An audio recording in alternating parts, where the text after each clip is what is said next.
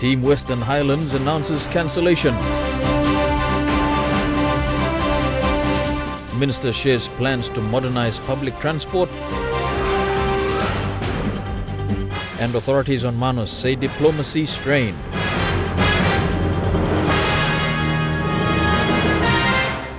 This is National EMTV News with Meriba Tulo. Good evening. Thank you for joining us for Tuesday's news. We begin with stories overseas this evening, and the situation in Yemen is getting worse, with aid delivery still being blocked from entering the country. It's been a week since Saudi-led military coalition closed land and sea borders in response to a missile attack on Riyadh. Yemen's sick are trapped. After 2.5 years of war, the country's health system has collapsed. I was diagnosed with renal failure and I need a kidney transplant. Hospitals in Yemen are no longer capable to do kidney transplantations. A nationwide flight blockade by the Saudi-led coalition means these patients cannot travel abroad for treatment.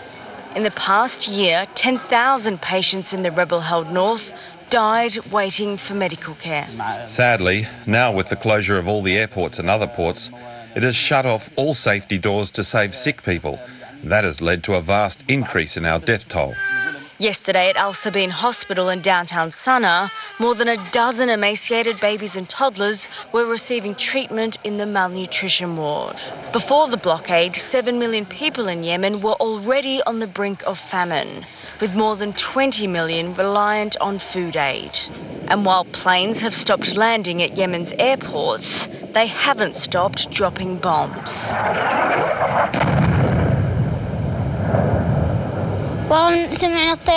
We heard the sound of jets, and we wanted to try and hide, but we just heard it when it hit us. These boys are among thousands of civilians injured by Saudi coalition airstrikes in a war that's getting uglier by the day. More than 400 people have been killed after the powerful earthquake that struck the Iraq-Iran border, making it the world's deadliest quake this year. At least 7,000 more have been injured, and rescue efforts continue across the region. The moment the earth starts shaking violently, a man runs for his life from the control room of this dam as massive boulders are hurled around outside. The dam wall was not breached, but elsewhere, devastation. In Iran, the border town of Sapor-e-Zahab was hit hardest. As entire walls collapsed, many families did manage to flee their homes, but others were crushed or buried. Rescue has been made more difficult by the mountainous terrain. Iranian authorities are pouring resources in, but landslides and power cuts are slowing both rescue efforts and the task of establishing the full extent of casualties. The surface of the Earth is made up of tectonic plates, and in this case, the Arabian plate has been moving roughly northwards against the Eurasian plate at a rate of 2 centimetres, just under an inch a year. Forces build up and eventually are very suddenly released with devastating effect. The destruction in Iran is greater than in neighbouring Iraq, where a major rescue operation is also underway. The BBC's Rami Ruhaim is there.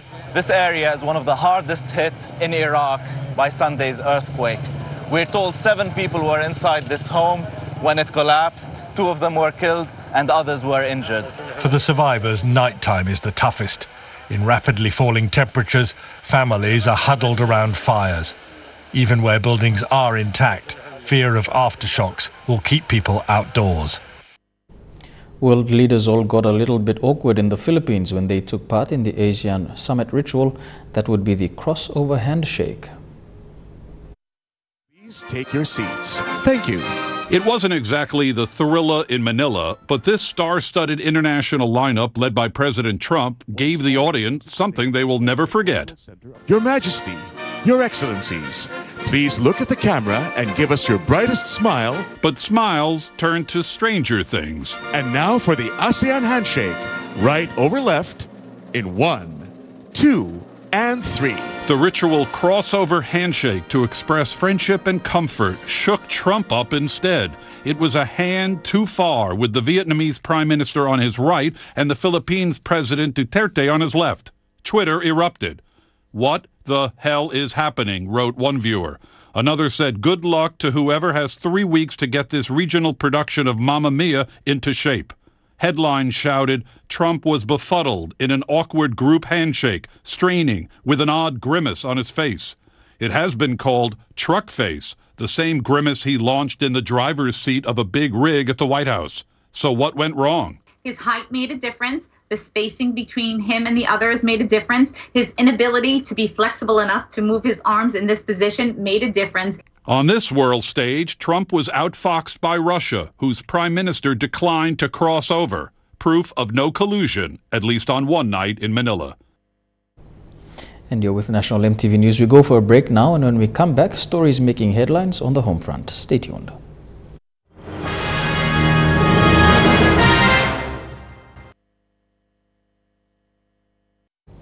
Welcome back to National EMTV News. Whilst the number of female... Member for Lay, John Rosso, has indicated that roadworks on the Unitec Bumayong Road is likely to commence next year after the completion of the Milford Haven Road. These are two of the main sections under the Lay City Roads Rehabilitation Program, which are being managed by the Department of Works. The rehabilitation of the Milford Haven Road in Lay is expected to be completed by March next year. This road is one of two major sections being maintained in this area. The maintenance on this 1.4-kilometer stretch is being done by JV Investments and costs approximately 10 million kina. First section is from Freddy's Roundabout to the Works Roundabout, and the second section is from the roundabout in front of Works, and we'll be connecting up with the Lay main wharf. The deteriorating road conditions in Lay have been a concern over the years.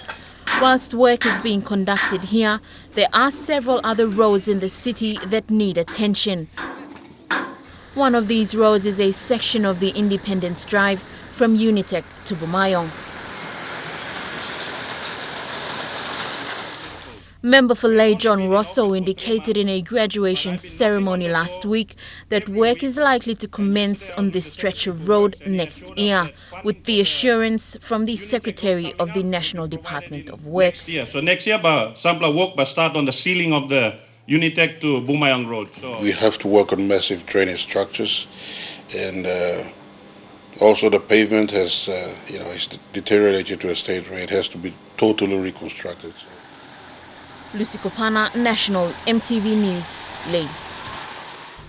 Authorities in Manus are continuing the process to transfer refugees from the decommissioned detention center to their new transit centers. Over 300 refugees have since vacated the Lombrum center voluntarily.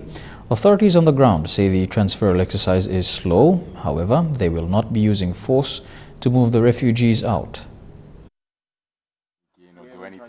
Authorities facilitating this transferal exercise include immigrations, police, defense, and the health department.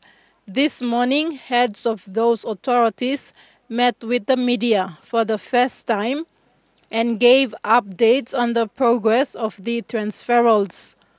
Manus Police Commander David Yapu explained that local authorities are executing 4 directives under this transferal exercise.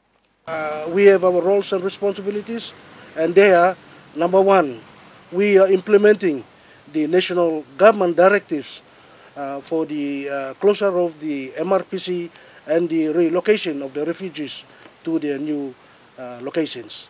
Number 2, we are implementing the Supreme Court decision for the closure of the center and the relocation of the refugees to their new locations. Number 3 is that we are implementing the Provincial Health Authority inspection report that the center is unhygienic and it's subject to illness such as the waterborne disease, typhoid, cholera, and dysentery. Since the Supreme Court's refusal of the refugees' applications to seek interim orders to restore food, water, and electricity services into the detention center, refugees have been vacating the center voluntarily. We have removed so far 180 refugees plus the asylum seekers to their new locations. We have about 379 still living at the center, and we have mounted our special operation. The name of the operation code name is Elfin Friends. We have commenced that operation on Friday. So far during the weekend, we have removed almost 100 refugees, but most of them are still remain at the center. We have a very big task for the removal, especially some of them that we have talked to. They have refused, saying that they want to go to Australia to resettle there, because it was the Australia that directed them to come and resettle at Manus Island. So far, at least 300 refugees have vacated the Lombrum Center. Those considered as genuine refugees have gone to the East Lorengau Transit Center, while those categorized as non-genuine refugees to the West Lorengau Hillside House. So we are here to support the lead agency, smoothly facilitate the voluntary movements of our friends in there to the new location. As we are all aware that our commander, PNZDF, has come out publicly mentioning that we will regain back our base and continue on with our normal military activities. Now, that's why we are asking our friends in there to peacefully, respect our base, respect what has been going on, what our government has stated, to voluntarily move out so that we can carry out our normal military business as usual, the training, the fixing up of the ships, and our merit quotas, and all our military activities under the command of the commanding officer. Security personnel on the ground are following directives from both the police commissioner and the PNG Defence Force commander to not use force when facilitating these transferals. Feel for our residents in there, for their safety and health, and we would like to see that they voluntarily move to the new location where they can have all these basic essential services. We hope to see a good ending to this operation. We don't like to see it prolonged for quite a long time. We would like to see it come to an end, and that should be good for our residents in the center as well as for our security personnel, including our health staffs in there. So I'd like to commend the security personnel on the ground, and I'd like to say thank you for their work for the last couple of days.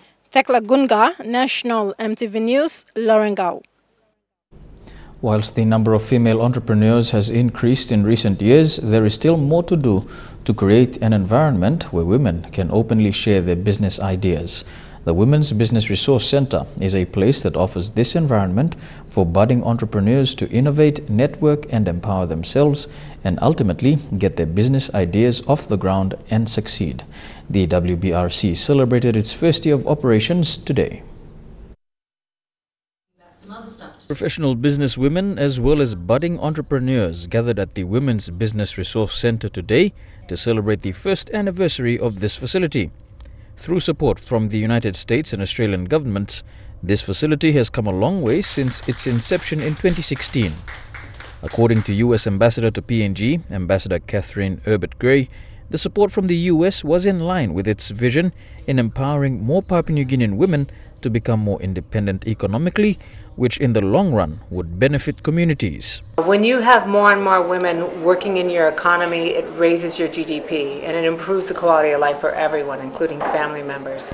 So it's exciting. We thought it was a unique opportunity, providing a safe space for women to really develop their ideas and progress their business opportunities. So we thought it was an opportunity to not look over. The Business Professional Women's Club has been at the forefront of the push to have more women venture into business.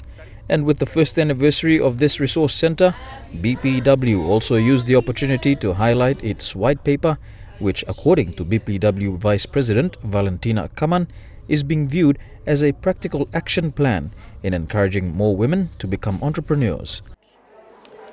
Through the partnership with SAIP and the Women's Resource Center now, you've got a place on the table. You need to take that conversation further, start to have a documentation, start to have policy around it, translate, so having a strategic direction moving forward. So for us, I think it's an exciting direction that the BPW is going toward.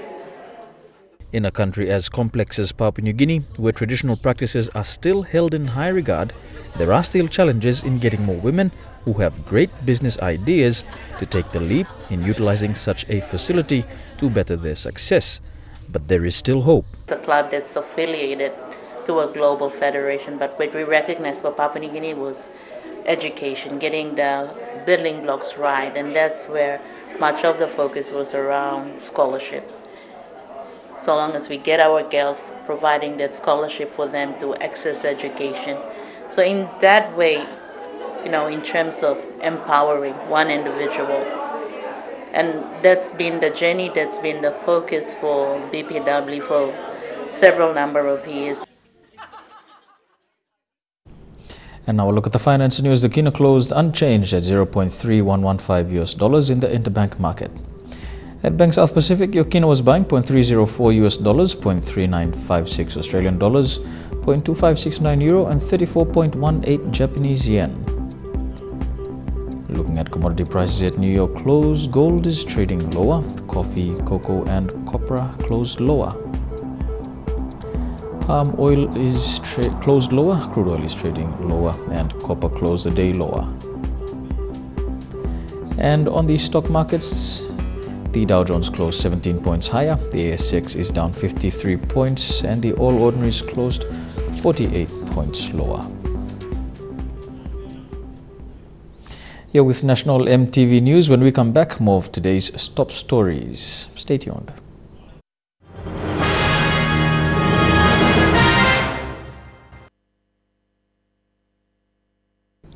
Welcome back to National EMTV News. To our top story now, and the Western Highlands Provincial Sports Council has announced the cancellation of Team Western Highlands from participating in the 7th PNG Games in Kimbe. The decision has not gone down well with provincial athletes and their managers. Team managers from at least 8 separate codes lashed out at the Sports Council, describing its decision as immature. Hagen District Sports President Simon Kama says the team still has 3 days before the games begin, as he reached out to the province's residents for help. Just days before the 7th PNG Games in Kimbe, and Team Western Highlands still do not have any funding on hand to take part.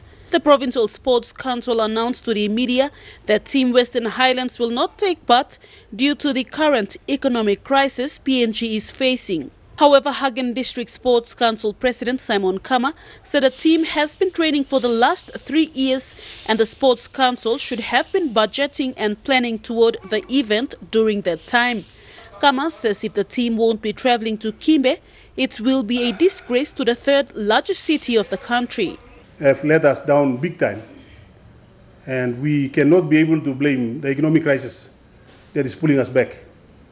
I simply say they failed to do their job. Kama said Team Western Highlands is ready to defend their titles and medals in the 7th PNG Games, and if they miss out now, how will they be selected into squads to defend their titles in the next Pacific Games? Team Western Highlands have always been in the 6th and 7th placings, and if they miss out, it will be a letdown for its youth. Provincial Paralympic athletes have also been training for the last 3 years and are ready to go, but are seeking funding from the local MPs. But lo para sport mi pla travel from different districts. Mi pla come na train inside lo Western Islands lo town lo yumi.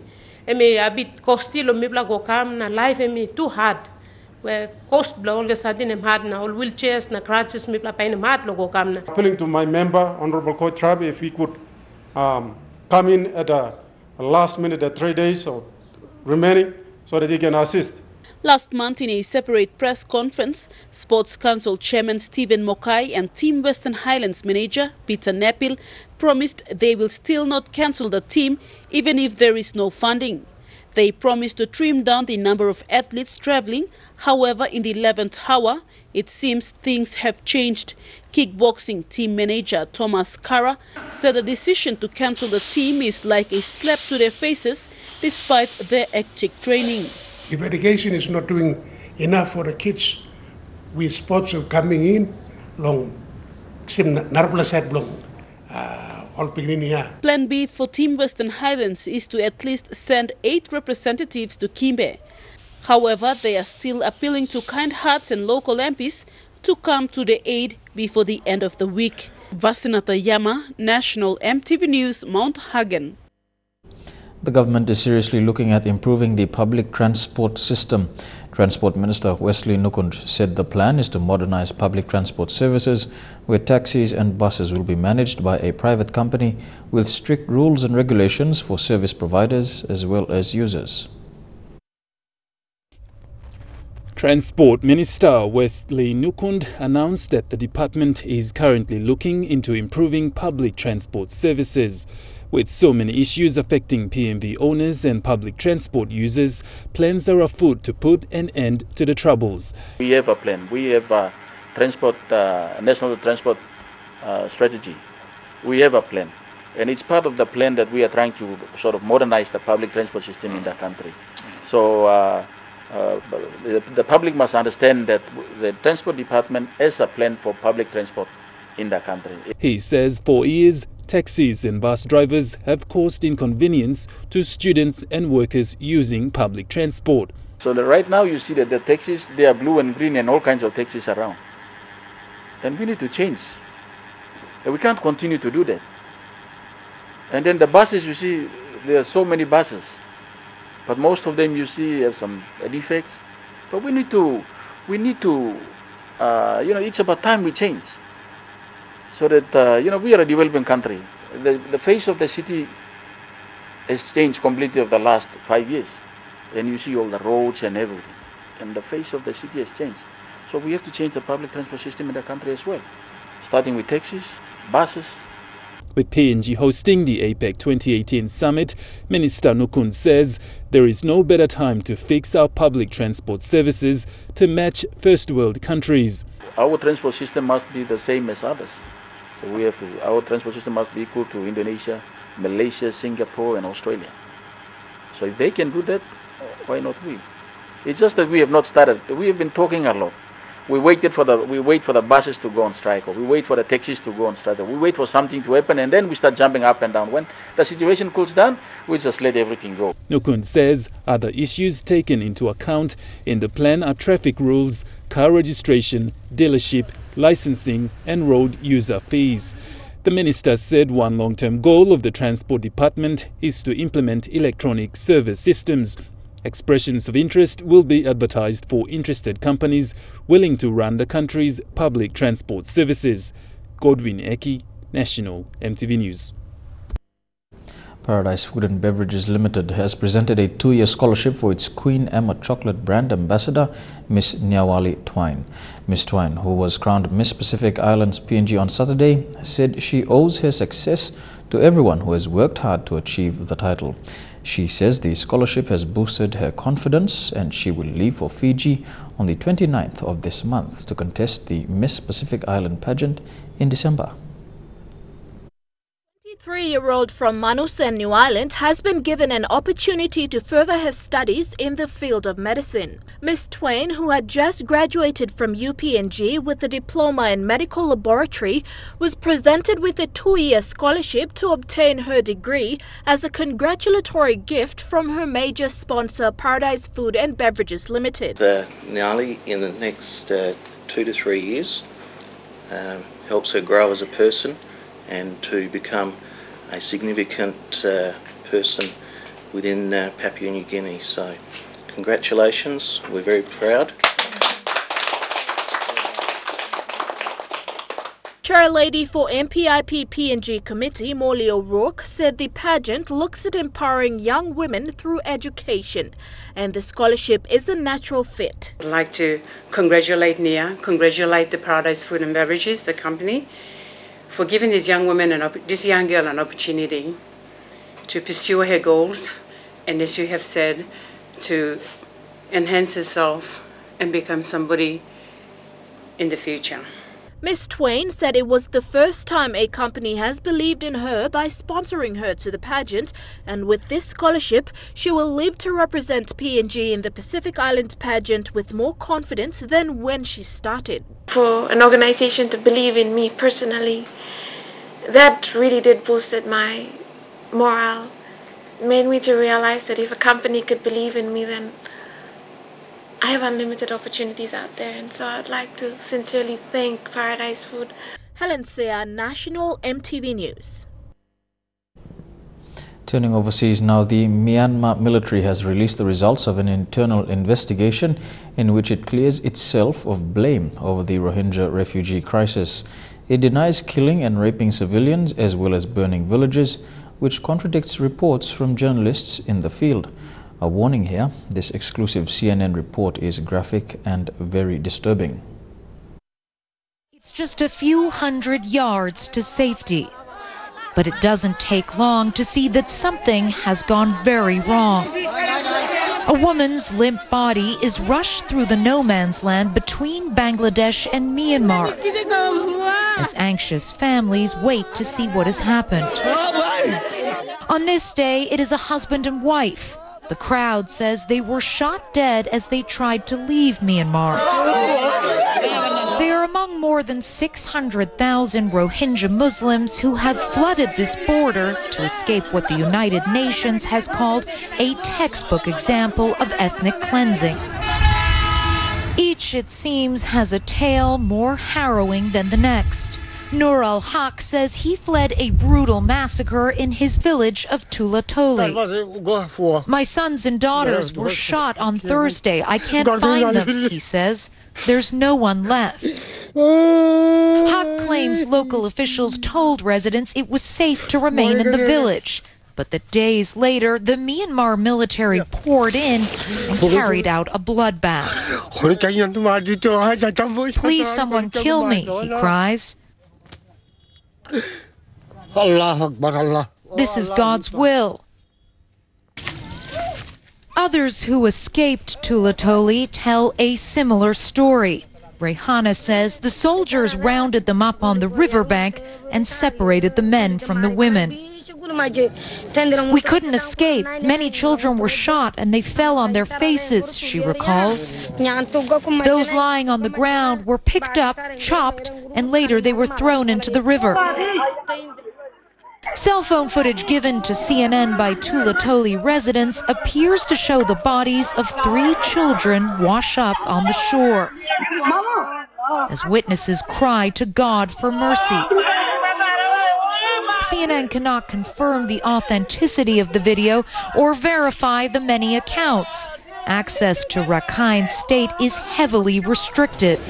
But we wanted to find out more about what happened in Tula Toli. So we traveled to a sprawling refugee camp along the border and met 30-year-old Mumtaz. She says that Burmese soldiers raped her before setting the house alight with her inside. But the burns that cover her body only hint at the horror she survived. Describe to me what happened to you. What did you see with your own eyes exactly? My boy was just behind me and they hit him with a wooden stick and he collapsed to the ground dead. His head was split open, she says. Then they took my other son from my lap and threw him into the fire. She managed to escape with her 7-year-old daughter, Razia. All 3 of her sons were killed. Oh God, she cries, why didn't you take me? But for the survivors of Tula Toli, there is no justice in this world.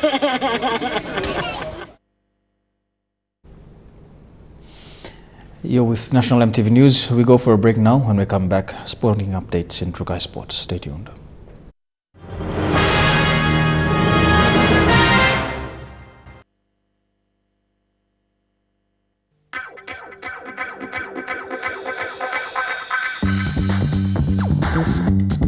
Trukai Sports.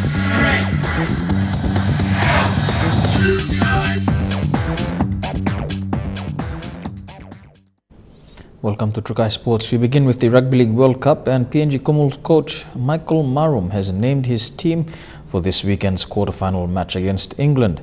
He has named an extended 21-man squad and will finalize his 18-man team later this week. 28-year-old Arce Boas. Arce Boas has been named in the starting lineup after being rested in last weekend's match against USA. Lachlan Lamb makes way for Boas despite scoring 2 tries in his test debut for the Kumuls. In to score, Lachlan Lamb for the Kumuls. Moses Meninga has been named to start again this weekend at prop. David off the ball. Meninga. Wellington Albert still remains out of the team after sustaining a knee injury in their match against Ireland. Sigiaro has been named to start again in the hooker position after coming off the bench in their match against Wales and Ireland.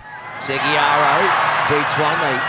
Release now! Kumul's veteran Rod Griffin will come off the bench after making a tremendous recovery over the past few weeks, playing his first match last weekend against USA. Gives the ball away and Rod Griffin goes in to score. Easy as you like. Another quarter-final team news, Tonga centre Michael Jennings has been chosen for Saturday's match against Lebanon in Christchurch after missing last Saturday's epic 28-22 win over New Zealand with a hamstring injury. Cedars coach Brad Fittler has only named 20 players due to injury, including Chris Sebb, who is on an extended bench after being forced from the field with concussion in last Saturday's 34-0 loss to Australia. This is his first game back. Elijah Levet, National, EMTV Sports. Kumul Petroleum Holdings has come on board as platinum sponsor, signing off on a 1 million kina agreement to support Team PNG athletes who are preparing for the South Pacific Mini Games and the Commonwealth Games. The Mini Pacific Games will be held in Vanuatu next month, followed by the Gold Coast Commonwealth Games in April 2018. The sponsorship of 1 million kina from Kumul Petroleum Holdings Limited is in support of Team PNG's participation in the Pacific Mini Games in Port Vila, Vanuatu and next year's 2018 Gold Coast Commonwealth Games. Sir John Dawanikura says athletes levy fees to both international events will no longer exist as the support will cover all costs. Sir John thanked Kumul Petroleum Holdings Limited for their continuing support towards sport and community initiatives in the country. We were intending to levy the athletes, and the maximum levy is around 2,000 kina per athlete and official. With the announcement today by the Managing Director, I'm happy to state that the Executive Board will not charge a levy to our athletes. Half of the sponsorship will go towards the PNG contingent travelling to Vanuatu for the Pacific Mini Games next month, which will be held in Port Vila from the 4th to the 15th. With days to the Pacific Mini Games and approximately 4 months to the Commonwealth Games, athletes ready to hit Australia in April for the Commonwealth Games will also be subsidised under the Kumul Petroleum Holdings sponsorship. So the board has approved for me to announce a sponsored package to the value of 1 million kina for both events to support our athletes that will be participating in those events. That's again in line with the company's vision, which is to create value and opportunity for our citizens using the extractive industry value that we create in our oil and gas assets in Papua New Guinea, and transferring some of that to developing our citizens through sports and education and different other aspects. Some of the athletes participating in the Pacific Mini Games will also be part of the 2018 Commonwealth Games national team. Godwin Eki, National, EMTV Sports. To the PNG Games now, and for Team Golf, its athletics technical officer George Malaisa is disappointed after being removed from the team. He has been with the team for the past few months and was frustrated after finding out he was eliminated from the team by heads of the Gulf Athletics Association. Team Golf will be leaving later this week for the PNG Games in Kimbe.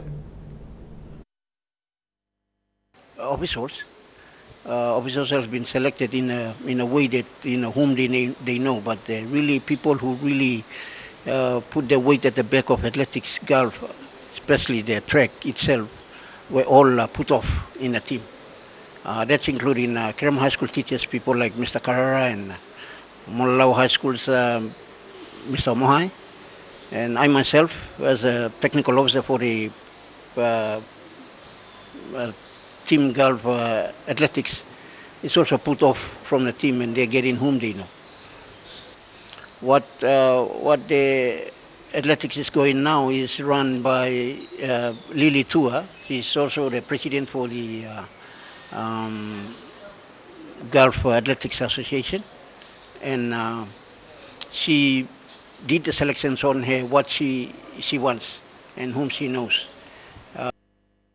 We go for a break now, but when we come back we have more of Trukai Sports, including Italy out of the Football World Cup. Stay tuned.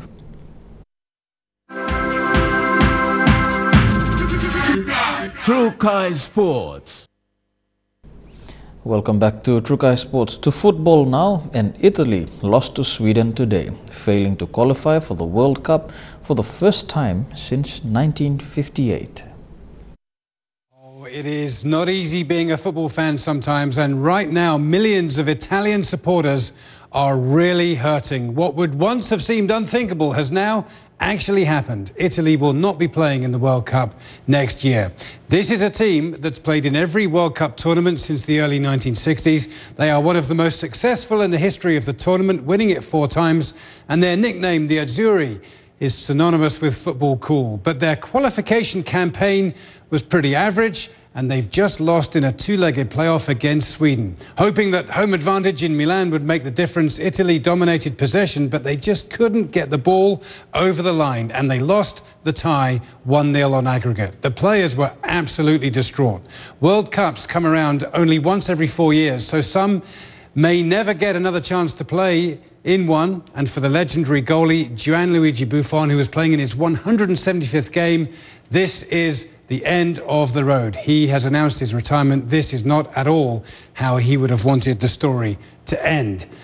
You know, I don't think these fans really thought it would come to this. You are looking at the aftermath of a watch party in Rome, a scene that will have been repeated in bars, restaurants and homes all over the country.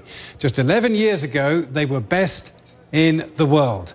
They will all have to find something else to do for 1 month next summer. It's a good job it's so dark in there, hides the tears.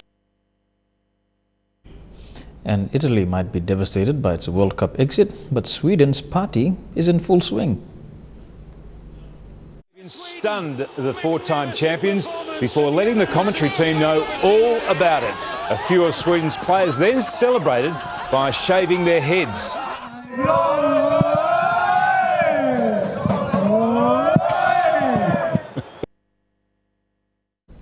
Meanwhile, the Australian Socceroos coach says they couldn't be better placed for the do-or-die World Cup qualifier against Honduras.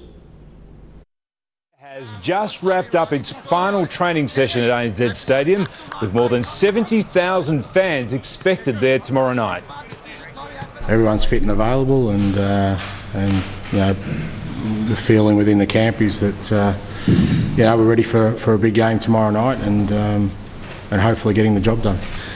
You know, I think the significance of the game tomorrow and what's at stake, it makes it even more special, and makes us even more determined to get the job done. Postecoglou also laughed off accusations the Socceroos had used a drone to spy on Honduras at their training session last night.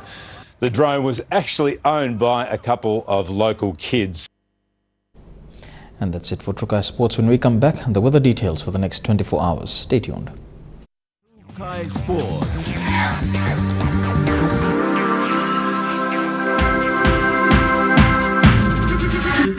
Trukai Sports. The weather details are proudly brought to you by Dulux Weather Shield. Worth doing with Dulux.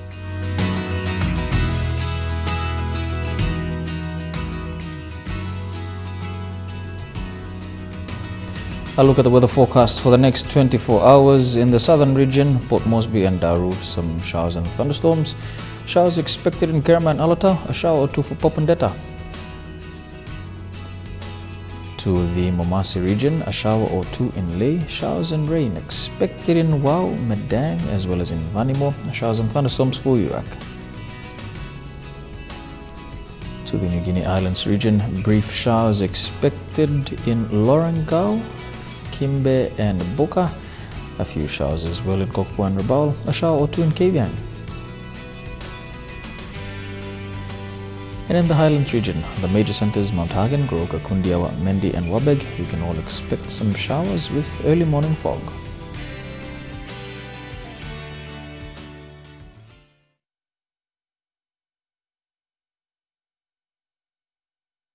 The weather details are proudly brought to you by Dulux Weather Shield. Worth doing with Dulux. And that's a news, sport and weather for today, Tuesday, the 14th of November 2017. On behalf of the EMTV News team, pleasant viewing. Good night.